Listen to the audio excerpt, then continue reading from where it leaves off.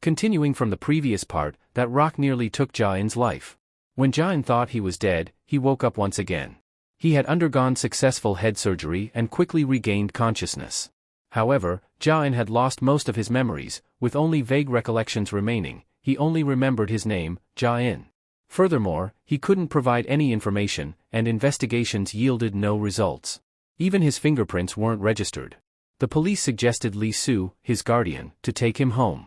Reluctantly, she became Jain's guardian. Externally, Jain appeared to be 24 years old, while Lisu was 34.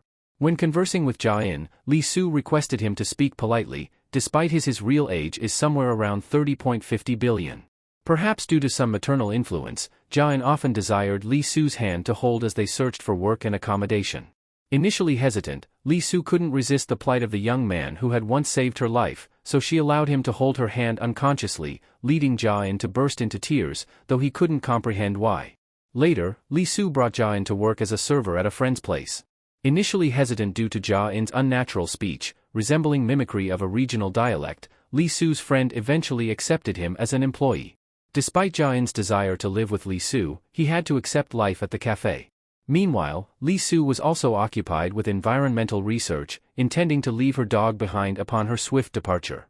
However, she was surprised when her dog showed great affection toward Jain, and even more surprising, Jain, upon touching the dog, gained mysterious powers, revealing something enigmatic hidden within Lisu's environmental research facility's vehicle.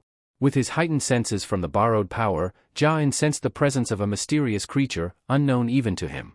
This creature emitted intense emotions, primarily hatred towards humans. At Lisu's workplace, researchers were studying Hydra, organisms capable of regenerating entire bodies from small remnants, akin to cancer. They were developing a protein to halt this regeneration process, aiming to find a cure for cancer.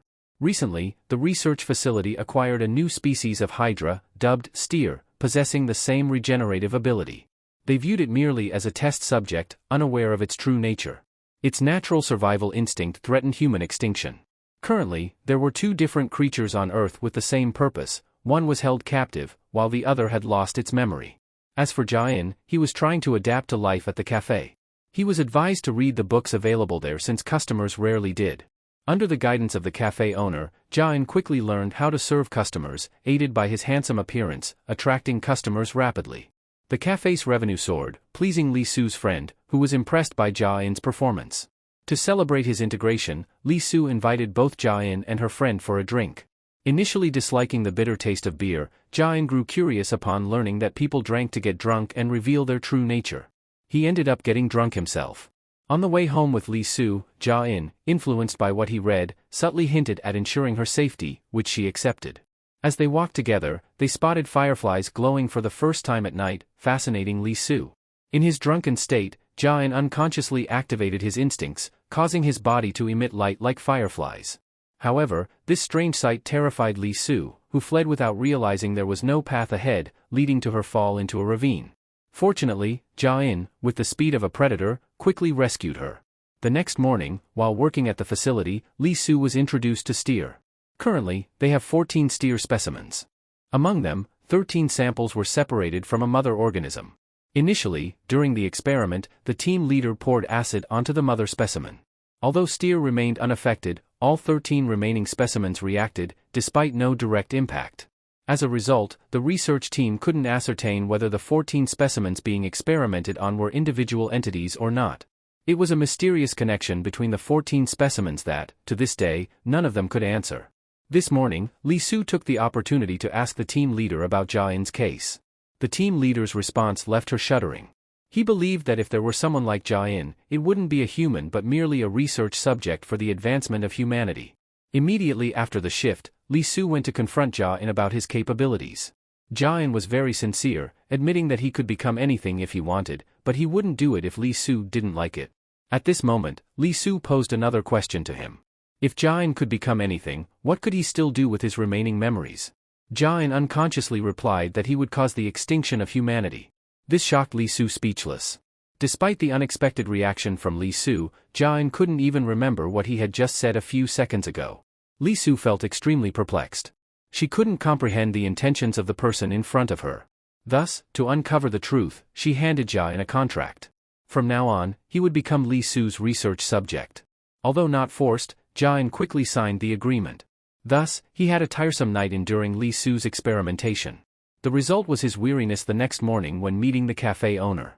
Regarding Lisu, after collecting all the biological data from Jian, her colleague's analysis only indicated that Jian was a simple young man, and there was nothing unusual upon revisiting his past experiences. She was sure that Jian wasn't a normal human being, contrary to her colleague's conclusion, but merely a subject of human logic. Lisu still couldn't explain Jian's mystery when she took his blood vial past the laboratory containing the steer specimens. For some reason, the initial specimen reacted violently. When steer escaped from the laboratory, Jian quickly sensed the danger. As the staff hastily moved to test tube vial, the team leader was bitten by steer and steer inexplicably dying afterward.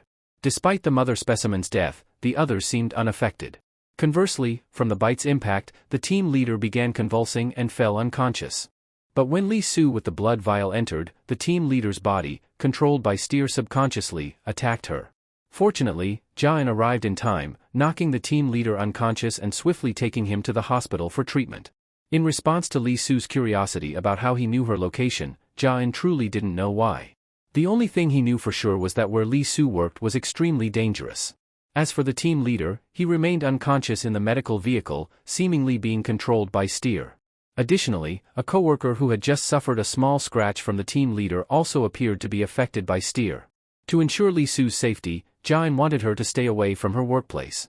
Even though he couldn't explain why it was dangerous, Lisu still accepted Jian's suggestion. She agreed to resign from her job at his request.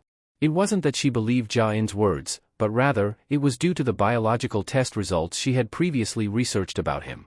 According to the results, although Jian appeared to be a normal human, his perceptiveness was much sharper than usual. That's why she decided to trust his instincts. There was another reason. Lisu noticed that, besides caring for her, Jian seemed to harbor a strong dislike for others. Despite not understanding why, she decided to spend more time observing Jian. As for the head of the research team, he realized that his consciousness wasn't normal because it came and went unpredictably. According to the doctor's diagnosis, there was nothing wrong with him, but when he was lucid, he recognized that he was experiencing something unusual. The only reason was steer. Now, he was determined to return to the laboratory to clarify everything. In the laboratory, the researcher who had been injured before was being bitten by a mosquito, which could be an omen of the spread of something terrible to humanity. Returning to Jian and Lisu, she told him that with his attitude and words, he would cause the extinction of humanity. She was sure Jian had encountered something in the past before losing his memory. However, she didn't care much since she also disliked humans. What she was curious about was why Jian showed special affection for her. Although he couldn't explain why she was very fond of Lisu, regarding his abilities, Jian could show her. Immediately, Lisu realized that all marine creatures were moving at the will of the person beside her. Not only living organisms, but could also control the entire ocean. Despite Lisu's initial fear, Jian encouraged her that she didn't need to be afraid as the earth and the wind were always by her side. Just by feeling them, everything wouldn't be scary anymore. True to Jian's words, when Lisu relaxed her body and immersed herself in nature, she not only didn't feel scared but instead felt very excited about the new things Jian brought to her, even though she knew the other person was a ticking bomb and couldn't know Jian's past. As a guardian, she believed her role was to prevent humans from harming the planet. Upon hearing Lisu's desire, Jian was very happy. He also felt that even if his memories were restored, there was no reason to destroy the world that the person he loved wanted to protect. Elsewhere, although the head of the research team was still lying in bed, he was sure that Steer's main body was still alive in his body and was using his nervous system to connect with more and more people. The number of people he felt connected to was increasing exponentially. They had become hosts for Steer's occupation and were sending messages to the main body inside him. Unfortunately, the message the head of the research team received was the annihilation of all humankind. To prevent this, upon returning to the base, he dismissed most of the staff. Not only that, but he also prohibited the remaining people from entering his office. Inside his private room, with all the information he had before being fully controlled by Steer, which included about 280,000 people connected and controlled by Steer within them, he created a folder to record this information before losing control completely. Not long after, the consciousness of the head of the research team began to distort. Under the negative influence injected by Steer, he started to oppose human society. Gradually, he couldn't distinguish whether he was being controlled or if he was controlling the steer-infected individuals linked to him. Because in his mind now, humans were something to be eradicated, and he was chosen to initiate a new world. So when the United States proposed the new Green Accord policy to protect nature and thereby protect humanity, the head of the research team killed many people who supported that policy. With his ability, he could command the infected individuals to obey his will, even to commit suicide. However, this desire was quickly extinguished when Jain found his location. The reason was that Jain discovered a mosquito showing strange signs when it was about to bite Lisu. Through his instincts, it didn't take him long to access the danger he had been wary of all along.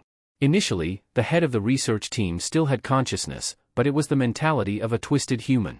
But as soon as Jain appeared, Steer's main body immediately took over him. Now, the battle between the two strongest creatures on the planet had officially begun. Previously, when attacked by Jain, Steer remained silent because it wasn't strong enough. But now, things have changed. After failing to persuade Jain to exterminate humanity with its power, Steer ordered the infected people to attack Jain, but it seemed that Steer had underestimated the strength of human beings under its control.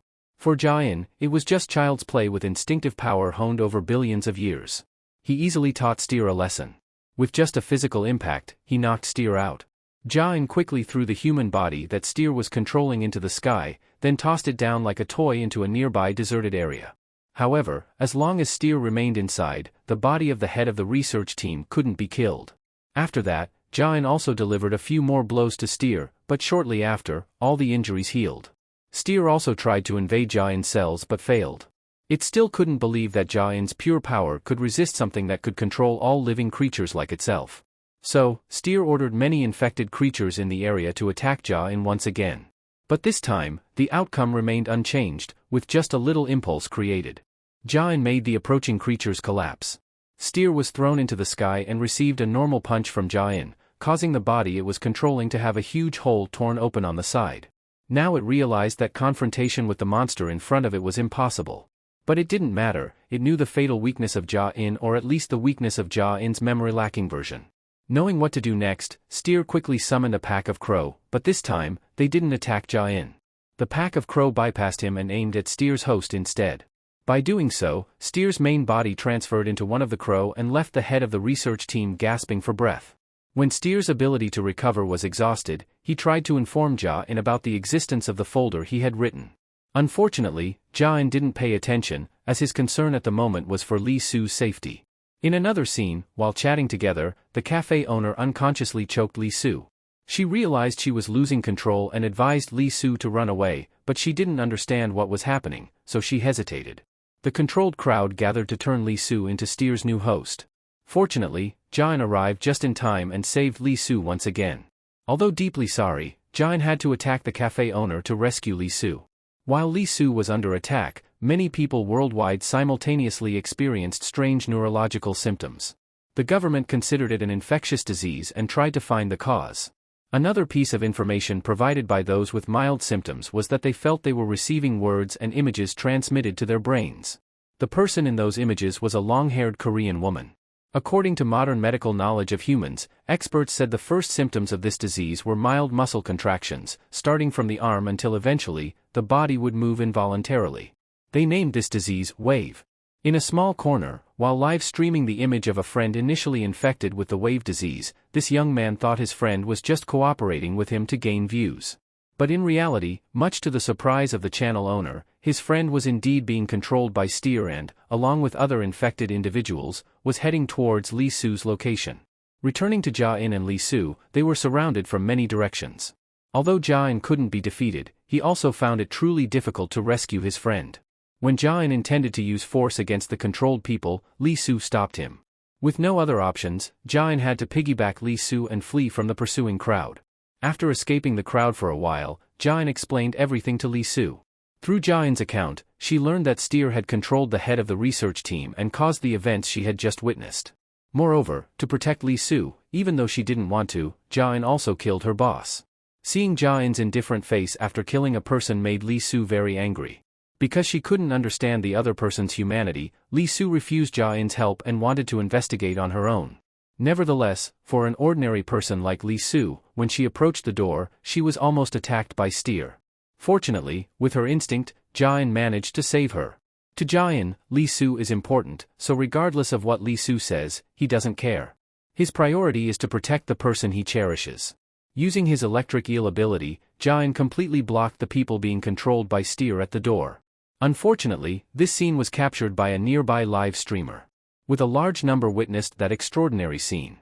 Jian noticed that even though the controlled people lacked consciousness, their bodies still moved, so his urgent task now was to find out what was controlling them. Soon after discovering Steer, disguised as a distant crow, controlling the infected people, Jane immediately took the debris from the ground and threw it forcefully toward the crow. However, the throw only temporarily disrupted Steer's connection with the infected people. With its self-recovery ability, Steer quickly regained control and once again dominated everyone. There was no way to stop the infected people without harming them. Jian persuaded Lisu to let him accompany her again. This time, he promised not to act recklessly, so Lisu agreed to let Jian continue to protect her. He quickly carried Lisu and jumped from a height to the ground.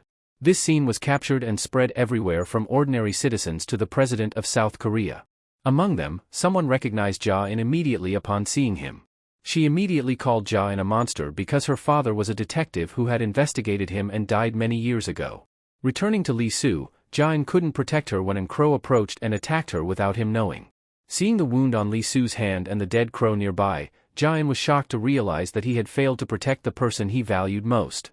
When Steer achieved its goal, those around them stopped being controlled. Despite regaining consciousness, none of them, including Lisu, realized the severity of what Steer had caused until Jian informed her. Lisu only understood she was infected through the wound on her hand. To solve this problem, Jian suggested amputating her hand, which terrified Lisu, and of course, she refused. So Jian was at a loss. As for the government's investigation agency, they discovered that the outbreak originated from Lisu's research facility. They also realized that Steer was the culprit behind this disaster. When the agency leader opened a folder left by the research team leader, everything became clear. It documented all the information and the process of Steer's transformation with specific timelines. Thanks to this, Steer's ability to connect and control all living creatures was revealed. Furthermore, the research team leader also left behind the only way to defeat Steer, to find Steer's host body and destroy it. And that concludes this part. See you in the next one. Peace.